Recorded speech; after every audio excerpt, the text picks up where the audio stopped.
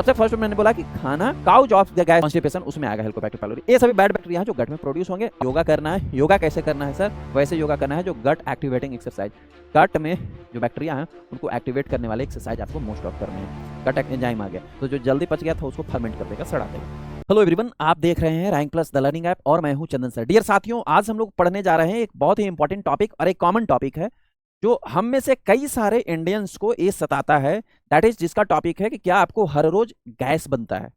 देखो यहाँ दो टॉपिक हैं सर, एक है गैस और एक है कॉन्स्टिपेशन जिसको हम कहते हैं कब्ज। ये दोनों अलग अलग चीजें हैं। गैस बनना एक अलग समस्या है और कब्ज बनना एक अलग समस्या है। तो इस लेक्चर में हम लोग गैस बनना इस समस्या पे टॉक करेंगे, कब्ज कैसे बनता है और इसका क्या निदान है और इसके क्या उपचार हैं, इसके क्या प्रिकॉशन है, उसको हम लोग नेक्स्ट वीडियो में कवर करेंगे। अब गैस बनना ऐसा पहले हुआ करता था कि ओल्ड एज पर्सन है या बहुत ही सीनियर सिटीजन हो गए हैं, उनका बिल्कुल ही GIT system, gastro intestinal system काम ही नहीं कर रहा है, तो गैस बनने लगता था। लेकिन आज की समय की अगर हम लोग बोलें तो एक कॉमन सा प्रॉब्लम हो गया है। मतलब क्या कोई बच्चा जो 4 साल का है, क्या कोई 10 साल का, क्या कोई यंग जो 15 से 20 साल का है, क्या कोई एडल्ट या क्या कोई ओल्ड पर्सन, सबको गैस की समस्या हो रही है। अब हम लोग जो है ये तो सब लोग बोल रहे हैं कि मुझे गैस की समस्या, हमें भी गैस हो रही है, हमें भी गैस हो रही है, गैस हो रही है, गैस हो रही है, गैस हो रही है। उनके दिमाग भी सबका पक गया और सबको इरिटेशन हाई लेवल पे हो गया। सर एक गैस बन रहा है, लेकिन क्या हमने कभी नोटिस किया कि गैस बन क्यों रहा है? सर ट्रीटमेंट के लिए हम लोग तुरंत जाते हैं मेडिकल स्टोर पे, एक दवा खरीदे, हम लोग खाए, फिर 2 दिन 4 दिन ठीक रहा, 5वें दिन फिर गैस बनना स्टार्ट हो गया। तो सबसे फर्स्ट ऑफ ऑल ना आपको फोकस इस बात पे करना पड़ेगा, कारण ढूंढना होगा कि गैस बन क्यों रहा है, जिसको हम लोग इंग्लिश में मेडिकल की लैंग्वेज में ब्लॉटिंग कहते हैं। क्या उसको बोला जाता है सर? ब्लॉटिंग। जब आपके पेट में गुड़गुड़ाहट होने लगती है, गुड़गुड़ाहट होने लगती है, इसी कंडीशन को कहा जाता है सर ब्लॉटिंग। क्या बोला जाता है सर इस कंडीशन को बोला जाता है ब्लॉटिंग। सर ये गुड़गुड़ाहट जो है सर, वो आपको कब क्रिएट हो रहा है? गैस बनने के सबसे फर्स्ट वन की आपको ढकार आने लगेंगे। गैस बनने के कारण है कि आपको स्टूल पास आउट होने की जो एरिया, लोअर डाइजेस्टिव ट्रैक्ट जिसको हम कहते हैं, उससे आपको foul smelly gas pass out हो रहा है। आपके इंटेस्टाइन में है अजीब सा जो है आवाजें आ रही है और अजीब सा जो है मूवमेंट हो रहा है आपके जीआईटी में। क्या हो रही है सर? अजीब सी जो है वो मूवमेंट होने लग रहा है हमारे इंटेस्टाइन के अंदर। ये सभी लक्षण है आपको गैस के। अजीब से ढकार आ रहे, लगातार ढकार आ रहे, सब गैस बनना कारण होता है। हमारे इंटेस्टाइन में जब डाइजेशन प्रोसेस होता है तो डाइजेशन प्रोसेस हमारे इंटेस्टाइन में 2 चीजें होनी चाहिए सर। जब हम खाते हैं सबसे फर्स्ट कोई भी फूड अगर आप इंटेक करते हैं तो नॉर्मली जो है उसका डाइजेशन होना चाहिए। क्या होना चाहिए सर? नॉर्मली उसका डाइजेशन होना चाहिए। अब डाइजेशन कैसे परफॉर्म होता है मैंने आपको पढ़ाया है। डाइजेशन परफॉर्म होता है जब एंजाइमेटिक रिएक्शन होता है। कई सारे प्रोटीन्स को डाइजेस्ट करने के लिए अलग से एंजाइम्स होते हैं, है ना। कार्बोहाइड्रेट को डाइजेस्ट करने के लिए अलग एंजाइम्स हैं सर। लिपिड को खा रहे हैं तो उसको डाइजेस्ट करने के लिए अलग एंजाइम्स हैं। सब एंजाइम्स वर्क करते हैं तो एंजाइमेटिक रिएक्शन के बाद जो है डाइजेशन परफॉर्म होता है। जो न्यूट्रिएंट्स होता है इंटेस्टाइन में एब्जॉर्ब हो जाता है, आपके बॉडी को सप्लाई होता है। इन एंजाइमेटिक रिएक्शन में ना कुछ जो है गैसेस प्रोडक्शन होते हैं। क्या है सर? कुछ गैसेस प्रोडक्शन होते हैं इन द फ्यू अमाउंट। क्या होता है सर? बहुत ही फ्यू अमाउंट में, बहुत ही थोड़े अमाउंट में जो है गैस का प्रोडक्शन होता है। But it is not create like a bloating, gas pass out, foul smell, ये सब नहीं हो सकता। जब आपके, पहला मैंने बोला इंटेस्टाइन में डाइजेशन होना चाहिए, जब आपके इंटेस्टाइन में डाइजेशन ना होकर के फर्मेंटेशन होने लगे। क्या होने लगे सर? आपके इंटेस्टाइन में जो फूड आपने खाया है उसका फर्मेंटेशन हो रहा है। क्या हो रहा है? फर्मेंटेशन हो रहा है। फर्मेंटेशन का मतलब होता है किण्वन, हिंदी में अगर बोला जाए तो, अगर शुद्ध ठेठ भाषा में बोला जाए तो सड़ना उसको बोलते हैं। खाना जो आपने खाया वो पच नहीं रहा है, डाइजेस्ट नहीं हो रहा है, वो फर्मेंट हो रहा है, वो सड़ रहा है। तो जब सड़ने लगेगा तब सर आपको गैस बनने लगेगा और फिर ये परेशानी स्टार्ट हो जाएगी। थोड़ा सा हम इस पे फोकस करते हैं कि फर्मेंटेशन वगैरह क्या है, फिर आगे की और चीजों पे एक्सप्लेन मैं करूंगा।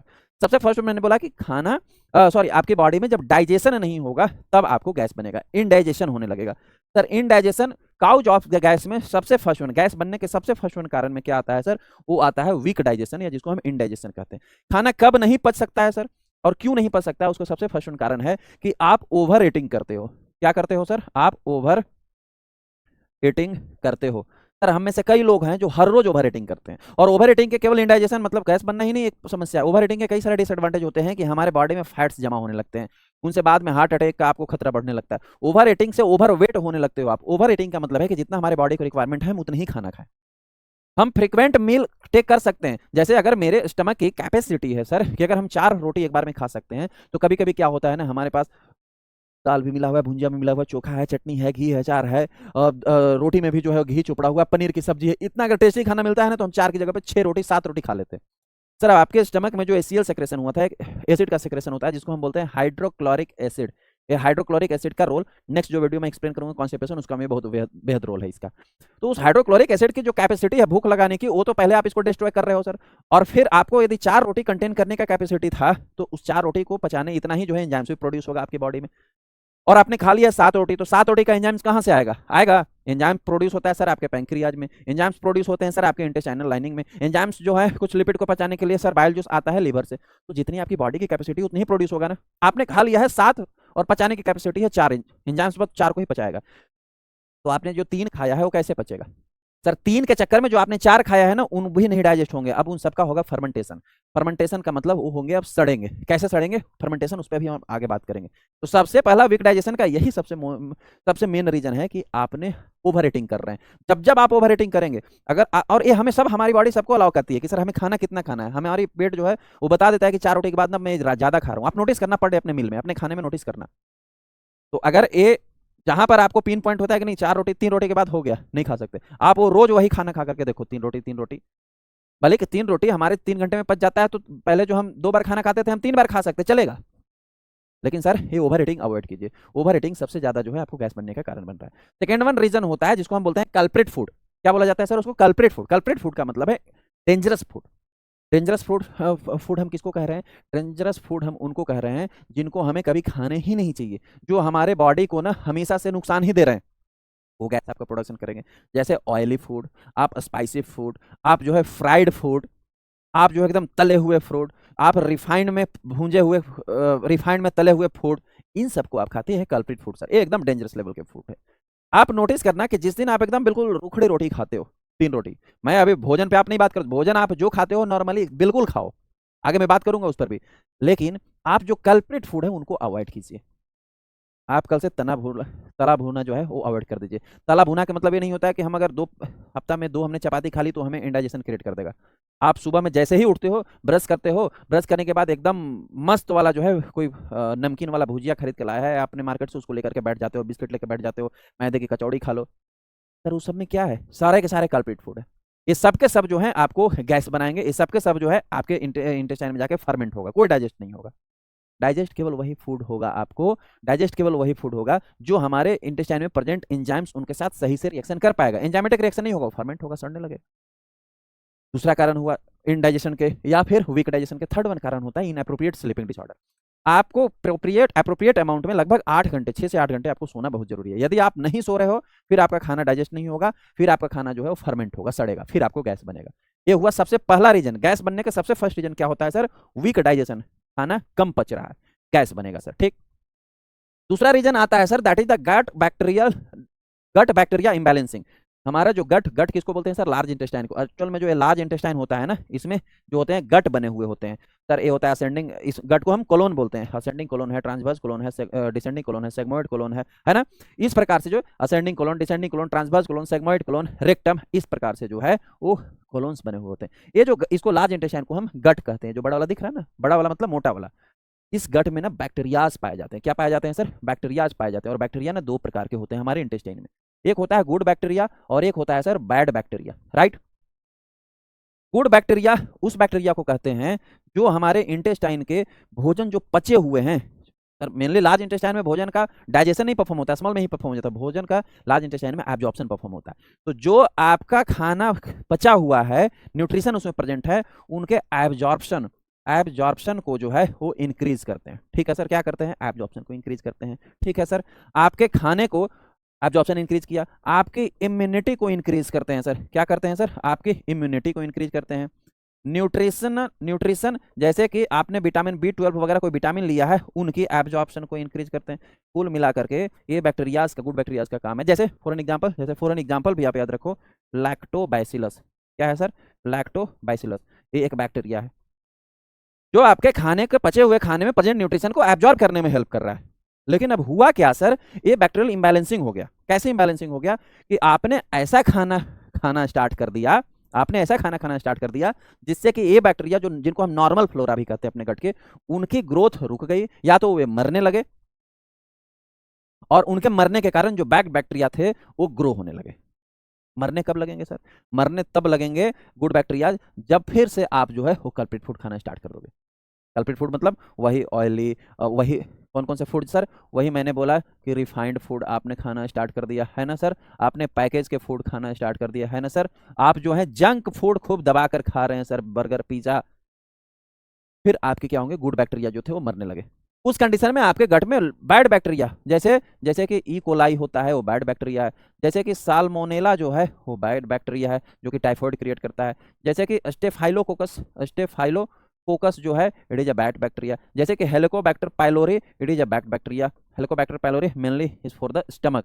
जब आपको गैस्ट्राइटिस अगले क्लास में मैंने बोला ना कि पढ़ाऊंगा कॉन्स्टिपेशन, उसमें आएगा हेलिकोबैक्टर पाइलोरी। ये सभी बैड बैक्टीरिया जो गट में प्रोड्यूस होंगे, और जब ये प्रोड्यूस होंगे तो ऑटोमेटिक ये जो है गुड बैक्टीरिया को और मारने का काम करेंगे, साथ ही साथ आपके इंटेस्टाइन में इन्फेक्शन भी क्रिएट करने का काम करेंगे। और जब ये बैड बैक्टीरिया प्रोड्यूस होंगे फिर आपके खाने को पचने नहीं देंगे, जो पचा हुआ न्यूट्रिशन है उसको एब्जॉर्ब नहीं होने देंगे, और लार्ज अमाउंट में फर्मेंटेशन करेंगे और फिर गैस का प्रोडक्शन होगा। गैस मेनली जब हमारे इंटेस्टाइन में प्रोड्यूस होता है उसमें मेनली जो है वो आपको वो गैस जो है वो आपको मेनली हाइड्रोजन प्रोड्यूस होता है, कार्बन डाइऑक्साइड प्रोड्यूस होता है, कुछ अमाउंट में जो है वो मीथेन गैस भी प्रोड्यूस होता है, इसको भी आप याद रखना। Got it sir.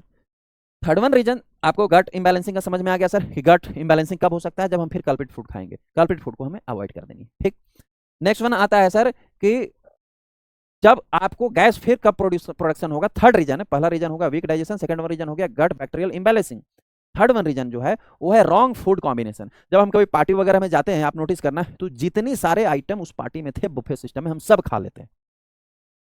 हम स्टार्ट करते हैं एकदम, बोलते हैं आप सब ट्राई करेंगे, थोड़ा थोड़ा उनको टेस्ट लेते हैं। हमने ट्राई किया गोलगप्पा से, ठीक है, गोलगप्पा खाया, फिर चाट खाए, फिर पहले आलू टिक्की चाट खाए, फिर जो है हमने समोसा चाट खाया, फिर जो हमने गोलगप्पा चाट खाया। ठीक, चाट खाने के बाद फिर थोड़ा आइसक्रीम खाते हैं, फिर थोड़ा कोल्ड ड्रिंक्स पीते हैं, फिर थोड़ा डोसा खाते हैं, फिर थोड़ा गुलाब जामुन खाते हैं, फिर थोड़ा खाना को खाते हैं, फिर लास्ट में फिर आइसक्रीम खाते हैं। जितनी सारी चीज़ थी हमने सब ट्राई की। बस आप ये भूल जाते हैं कि ये खाना फ्री का है, हमारा ये पेट फ्री का नहीं है, पेट बहुत बहुमूल्य है, उसको नहीं भूलना है। अब जब आप इसको भूल जाते हैं, उसी को हम बोलते हैं wrong food combination. Wrong food combination में क्या आता है कि हमने गलत खाना गलत खाने के साथ खा लिया। जैसे जैसे for an example fruit and dairy.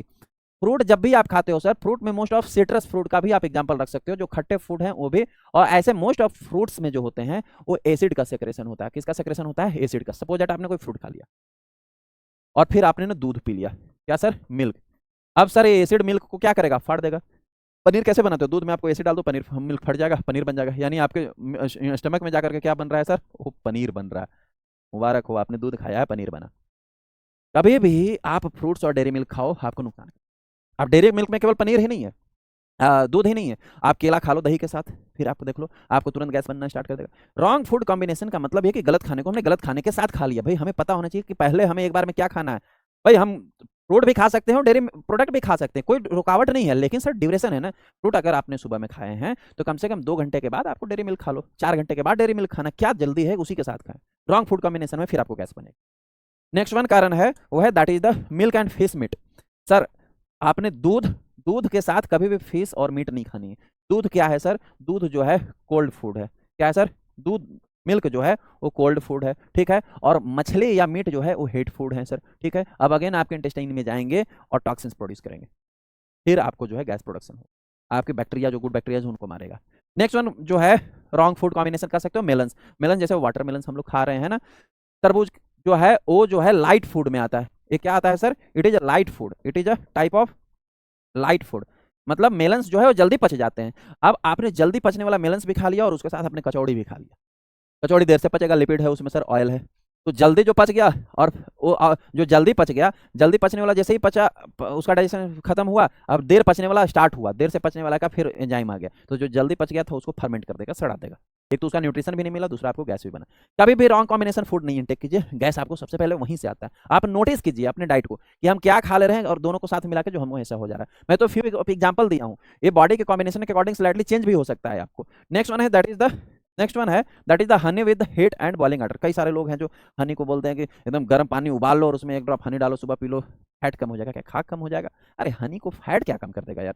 Honey में जो हमें विटामिन मिलने चाहिए थे, हनी के जो हमें न्यूट्रिशन मिलने चाहिए थे, वो भी जब हमने गर्म पानी में डाला ना तो ऑक्सीडाइज हो गया। अब वो भी नहीं मिलेगा और ऑक्सीडाइज हो गया, उसमें टॉक्सिन्स बन गया, वो ऑक्सीडाइज टॉक्सिन जो हमारे बॉडी में जाएगा फिर हमारे जो है इंटेस्टाइन में गैस बनाएगा। रॉन्ग फूड कॉम्बिनेशन है। नेक्स्ट वन है जैसे hot and cold food. Sir हम अभी एग्जाम्पल दे रहे थे आपको कि ये बहुत बढ़िया एग्जाम्पल है उसी का, कि आप जाते हैं पार्टी में, आपने क्या खाया? चाट खाया गरम, आपने क्या खाया? उसके बाद आइसक्रीम खाया ठंडा। ठंडा गर्म ठंडा गर्म ठंडा गर्म, पूरी जो स्टमक और इंटेस्टाइन को आपके डस्टबिन समझ रखे हैं। ठंडा गर्म जैसे ही खाएंगे टेम्परेचर सर अवॉइडेबल होगा, आपके टेम्परेचर जो है अफेक्ट होगा आपके इंटरनल ऑर्गन्स के, और जैसे ही अफेक्ट होगा डाइजेशन अफेक्ट होगा, फिर वो डाइजेस्ट नहीं फिर फर्मेंट होगा और फिर आपको गैस बने। कभी भी ठंडा गर्म एक साथ नहीं खाना खाना। लोग जो है गर्म खाना कोल्ड कॉफी के साथ खा रहे, क्या यार ये क्या फैशन है। थोड़े से फैशन को अवॉइड कीजिए ना सर। ये इस शरीर इस पूरी शरीर एक बार डाइजेशन खराब होता है, गैस बनना स्टार्ट होता है ना, आपकी पूरी की पूरी बॉडी के जो सिस्टम है वो अफेक्ट हो जाएंगे। क्यों? क्योंकि जो भी आप खाना खा रहे हो न्यूट्रिशन जो है वो इंटेस्टाइन से एब्जॉर्ब होगा, तभी आपकी बॉडी के पूरी सेल्स को जो है एनर्जी मिलेगी। एनर्जी पूरी बॉडी के सेल्स में नहीं मिल रही, पूरी बॉडी के सेल्स आपको सुस्त पड़ जाएगा। सर इन सभी चीजों से बचिए।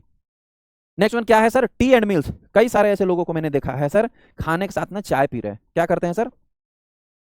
कई सारे लोगों को मैंने देखा है, जस्ट अ सेकंड, कई सारे ऐसे लोगों को मैंने देखा है कि खाने के साथ सर, खाने के साथ जो है वो चाय ले रहे हैं। सर टी जो है ना, जो आपके खाने में न्यूट्रिशन था उन सभी न्यूट्रिशन को एब्जॉर्प्शन को रोक देगा। जो भी न्यूट्रिशन आपने खाया था वो कुछ भी एब्जॉर्ब नहीं होगा और आपके शरीर को लगने से तो रहा। तो एक कुछ जो है रॉन्ग फूड कॉम्बिनेशन है, आप अपने शरीर के हिसाब से भी आप रोज नोटिस करके देख सकते हैं कि क्या रॉन्ग फूड मैं एक साथ खा ले रहा हूँ, और it will create to the cause of the gas. Gas बनना स्टार्ट हो जाएगा आपके शरीर में, और जब गैस बनना स्टार्ट हो जाएगा तो फिर खाना जो है वो डाइजेस्ट नहीं होगा, वो होगा फर्मेंट। फर्मेंट मतलब होगा सड़ेगा गलेगा, और उसका न्यूट्रिशन आपको एब्जॉर्ब नहीं होगा। खाना जब सड़ता है तो फिर जैसे बाहर कहीं भी कुछ रखा हुआ है वो सड़ जाता है तो उसे कैसा दूषित गंध आता है। वही खाना आपके इंटेस्टाइन में सड़ा, तभी आप जो गैस पास आउट कर रहे हो फॉली स्मेल है, दूषित गंध दे रहा है। नॉर्मल गैस अगर नॉर्मल डाइजेशन पास होगा, नॉर्मल एक दो गैस पास आउट होता है। गैस पास होना कोई गलत चीज नहीं है। ह्यूज अमाउंट में गैस बनना it indicates to your body कि जब ह्यूज अमाउंट में गैस बन रहा है, फॉली स्मेल गैस बन रहा है, तो आपका शरीर खराब हो रहा है, ये इंडिकेट कर रहा है। ये सभी कुछ कारण होते हैं गैस बनने के। अब हम थोड़े से जो है सर बात करते हैं कि सर गैस बन रहा है तो इसके लिए हम प्रिकॉशन क्या लें जो हमारे लिए सही रहेगा। प्रिकॉशन क्या लिया जा सकता है सर? हाँ जी सर, प्रिकॉशन क्या लिया जा सकता है? प्रिकॉशन में सबसे फर्स्ट वन जो है वो है that is the avoid restaurant food.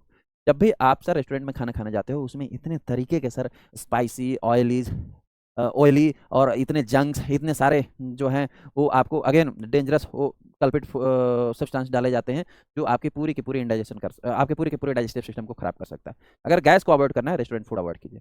अरे नहीं करेंगे पार्टी, क्या दिक्कत है? सेकंड वन आता है use low sugar diet. Sugar again ferment होता है, बैक्टीरियोलॉजी में भी पढ़ा हूँ। शुगर आपके जाएगा सर इंटेस्टाइन में। शुगर मैं ये नहीं करोगे एकदम खाना ही छोड़ देनी, लो डाइट, जो भी शुगर सबसे कम कंज्यूम करें आपके सर खाने को डाइजेशन के लिए बेस्ट होगा। जितना शुगर कंज्यूम करोगे उतना ही जो है खाना फर्मेंट होगा। आप नोटिस करना, आप अच्छे खाना खा लो, अच्छे खाना मतलब रोटी खा लो, चावल खा लो, दाल खा लो, खा करके और फिर दो मिठाइयाँ खा लो। आजकल लोग डेजर्ट में कर रहे हैं ना, फैशन हो गया मीठा खाने का लास्ट में। तो मीठा खाने तो गुड़ खा लेना भाई, गुड़ खाने में कोई परेशानी है? कोई परेशानी नहीं है भाई। तो गुड़ खा करके देखो वो है डेजर्ट। आप स्वीट्स जो खाते हो उसमें भर भर के शुगर है, वो स्वीट जो है आपको जो पहले अच्छे खाना खाया ना उसे आपको फर्मेंट कर देगा, किसी को डाइजेस्ट नहीं होने देगा। नेक्स्ट वन आपको क्या नहीं करना है सर, क्या प्रिकॉशन लेना है? Precaution is better than the treatment. एक जो टैबलेट ऐसे मुंह में फाक ले रहे हो उससे अच्छा है कि आप प्रिकॉशन लेकर के देखो, आपको सही में लाभ मिलेंगे। Avoid refined and oily foods. आपको रिफाइंड एंड ऑयली कुक्स नहीं खाना है, नहीं खा करके देखो। Avoids junk food. Sir junk food जैसे पिज्जा बर्गर्स चीज ये सब मत खाओ, ये सब आप अवॉइड करो। टेक प्लेंटी ऑफ वाटर, खूब प्रचुर मात्रा में पानी पियो सर, ठीक है। नेक्स्ट वन आपको क्या करना है precaution? Avoid. Next one precaution आपको क्या रखना है सर? नेक्स्ट वन प्रिकॉशन आपको रखना है that is the avoid wrong food combination. ये सबसे इंपॉर्टेंट है कि रॉन्ग फूड को एक साथ मत खाओ, ये सबसे बड़ा कारण बनता है गैस बनाने का। और सेवंथ वन है do yoga. This is a so important thing. Yoga करना है। योगा कैसे करना है सर? वैसे योगा करना है जो गट एक्टिवेटिंग एक्सरसाइज, गट में जो बैक्टीरिया हैं उनको एक्टिवेट करने वाले एक्सरसाइज आपको मोस्ट ऑफ करने हैं। गट एक्टिवेटिंग एक्सरसाइज आप यूट्यूब पर सर्च करो, बहुत सारी चीज़ें आपको मिल जाएंगी। इस प्रकार की एक्सरसाइज आप पर डे करो, आपके धीरे धीरे ये प्रिकॉशन लो, धीरे धीरे आपके जो ब्लॉटिंग बन रहे हैं, जो गैस बन रहे हैं वो खत्म होने लगेंगे। गैस सर आपके कॉन्फिडेंस को खराब करता है, गैस जो है आपके न्यूट्रिशन को खराब करता है, गैस जो है आपकी बॉडी को बीमार करता है, गैस जो है आपकी थिंकिंग एनालिसिस पावर को कम करता है। सर जब हमें ये हार्मफुल कर रहा है तो क्यों इसको हम ढोएंगे? ये आपको प्रिकॉशन लेना है। ट्रीटमेंट के बिना प्रिकॉशन से ही, बिना ट्रीटमेंट लिए प्रिकॉशन से ही आप इसको जो है 90% कम कर देंगे और धीरे धीरे वो भी ठीक हो जाएगा, 10% बचेगा वो भी। नेक्स्ट वन हम बात करें कि व्हाट डज, क्या करना चाहिए। क्या करने में सबसे पहला वन पानी पी सकते हैं प्लेंटी प्रचुर मात्रा में, ठीक है। नेक्स्ट वन थिंग है take high fibre diet. High fibre diet लेना है मतलब जिसमें फाइबर्स ज़्यादा कंटेन करते हैं, जैसे आप दलिया खा सकते हो, नट्स खा सकते हो, है ना, वेजिटेबल्स खा सकते हो, होल ग्रेन्स खा सकते हो, ये सभी क्या है हाई फाइबर डाइट्स हैं। फ्रूट्स खा सकते हो, लेकिन फिर फ्रूट्स में रॉन्ग कॉम्बिनेशन मत अटैच कर लेना, ठीक है। Next one take probiotics food. Sir probiotics food आप खा सकते हो। प्रोबायोटिक्स फूड कौन से होते हैं सर? जिनको ऑलरेडी फर्मेंट करके बनाया गया है, मतलब हमारे इंटेस्टाइन में फर्मेंट नहीं करना, जैसे जैसे दही हो गया, छाछ हो गया, इनमें ऑलरेडी गुड बैक्टीरियाज प्रेजेंट है। डोसा जो हो गया वो सब प्रोबायोटिक्स फूड है ना। Next one take boiled and well, क्या हो रहा है? Next one take boiled and well cook food. ऐसा खाना आप खाएं जो ज़्यादा अमाउंट में उबला हुआ हो। उबले खाने बहुत आपको फायदे करते हैं, उसमें मसाले नहीं होंगे, तेल नहीं होंगे, ऑयल्स नहीं होगा, रिफाइंड्स नहीं होंगे। ये सब आपके जो है बैक्टीरिया को ग्रो होने देंगे, डाइजेशन होंगे, आपको फर्मेंट नहीं होने देगा। तो बढ़िया से पका हुआ खाना खाइए, जो खाना बढ़िया पका हो, उबला हुआ हो और बढ़िया से पका हुआ हो, फिर आपको डाइजेशन प्रॉपर होगा। कम मसाले और कम तेल सर अपने जीवन में यूज कीजिए, उतने आप सुखी रहेंगे और खुश रहेंगे। थोड़े से जीभ को अवॉइड कीजिए। एंड फिफ्थ वन इसमें और ऐड करो, फिफ्थ वन इसमें आप ऐड करो, टेक प्रॉपर स्लीप। इन सब के साथ सर आपको सोना भी जरूरी है, क्योंकि आजकल हम लोग काम के समय में सो ही नहीं रहे हैं। प्रिकॉशन लो और क्या करना है वो करो, प्रिकॉशन लो और क्या करना है वो करो, आपके लिए सही रहेगा। नेक्स्ट फेज पे हमारा आता है कि ट्रीटमेंट। हम ट्रीटमेंट क्या लेते हैं सर? एलोपैथिक ट्रीटमेंट आप ले सकते हो, बट मैं फिर से कहूंगा allopathic medicine are not the permanent solution of your bloating of your formation of the gas. Permanent allopathic medicine में आप गैस को inhibit, proton pump inhibitor, PPI inhibitor उनको हम कहते हैं, ले सकते हो आप, जैसे कि पेंटाप्राजोल के टैबलेट्स आप ले सकते हो, जिसमें पैन 40 प्लेन आता है। पैन डी पेंटाप्राजोल विद डोमेप्रेडिन भी ले सकते हो, पैन डीएसआर भी ले सकते हो। डिपेंड करता है किन किन कंडीशन है आपको गैस के साथ वोमिटिंग भी लग रही तो पैन डी लो, आपको वोमिटिंग सा भी फील हो रहा है और ब्लड भी कर रहा है तो आप पैन डीएसआर लो। इनमें से कुछ नहीं हो रहा है, केवल गैस बन रहा है, डकारे आ रही हो, गैस पास आउट हो रहा है तो पैन 40 भी ले सकते हो, ओमेप्राजोल भी ले सकते हो। कई सारे मेडिसिन हैं जो आप ले सकते हो, बट अगर मैं कह रहा हूँ these are not the permanent solution. ये आप लोगे फिर आपके इनके साइड इफेक्ट स्टार्ट हो जाएंगे। जो गैस्ट्रिक जूस बन रहा था उसको इनहिबिट करने लगते हैं, ये दे आर वेरी लेथल। हाँ, आप एलोपैथिक के अलावा कुछ आयुर्वेदिक ट्रीटमेंट्स में भी ले सकते हो। गैस बनता है तो इनफ्रिक्वेंटली जो है आप क्या कर सकते हो सर? सबसे फर्स्ट वन जो है, आप एक गिलास जो है पानी गर्म कीजिए, ठीक, बहुत गर्म नहीं, गुनगुना करना है। उसमें जो है आधा कप आप अजवाइन डाल सकते हो और आधा कप जो है उसमें सौंफ पाउडर डालो और एक पिंच, एक चुटकी जो है आप उसमें हींग का पाउडर डालो। तीनों को मिक्स करो और मिक्स करने के बाद जो है, तीनों को मिक्स करने के बाद जो है आप पी सकते हैं। क्या कर सकते हैं सर? आप पी सकते हैं, P low sir, P low आप तीनों को मिक्स करके। पीने के बाद वार्म वाटर जो है थोड़ा सा आपको डाइजेशन को फास्ट करेगा, क्योंकि टेम्परेचर इंक्रीज कर दिया, ठीक है। अजवाइन जो है वो आपके गुड बैक्टीरियाज को इंक्रीज करेंगे, ठीक है, गुड बैक्टीरियाज के काम को इंक्रीज करेंगे। सौंफ पाउडर जो है इनहांस ऑफ द डाइजेशन को बढ़ाएगा, ठीक है। अगेन हींग जो है वो भी आपके जो एंजाइमेटिक रिएक्शंस थे, जो एंजाइम्स जो डाइजेस्ट करते हैं उनको भी इनहांस करेगा। इससे आपको गैस बनना काफ़ी हद तक कम हो जाएगा। ये है कुछ आयुर्वेदिक ट्रीटमेंट। अच्छा, ट्रीटमेंट में दो एलोपैथिक और आयुर्वेदिक दोनों फिनिश आउट हो गए। होप सो आप में से जितने सारे व्यूअर्स देख रहे होंगे, this lecture is not for the medical और paramedical student, this lecture for the all our viewers. जो लोग गैस से परेशान है, मुझे लगता है कि अगर आप इतनी चीज़ें फॉलो करते हैं, मैंने कारण भी बताया, आप उनको कारण को नोटिस करो और फिर कारण को ना अवॉइड करना स्टार्ट करो। मैंने बोला ना प्रिकॉशन लेना आप स्टार्ट करो। इनके साथ थोड़े बहुत आप ट्रीटमेंट भी ले सकते हो, क्योंकि ये आपको कारण पर डिपेंड कर रहा है गैस बनना। जब कारण आप रिमूव कर दोगे ना, गैस भी बनना रिमूव हो जाएगा, फिर ट्रीटमेंट की नीड ही नहीं पड़ेगी। This is the last step of your life, these are the last phase of your life. मैं तो यही कहता हूँ, जीवन बहुत लंबा है, तो फिर हमें इन चीज़ों पर नहीं डिपेंड रहना चाहिए, अपने डेली लाइफ को सुधारने। होप सो ये टॉपिक आप अच्छे से समझ पाए होंगे और थंबनेल देख करके जिस चीज़ की खोज में आप यहाँ तक आए होंगे वो आपको मिला होगा।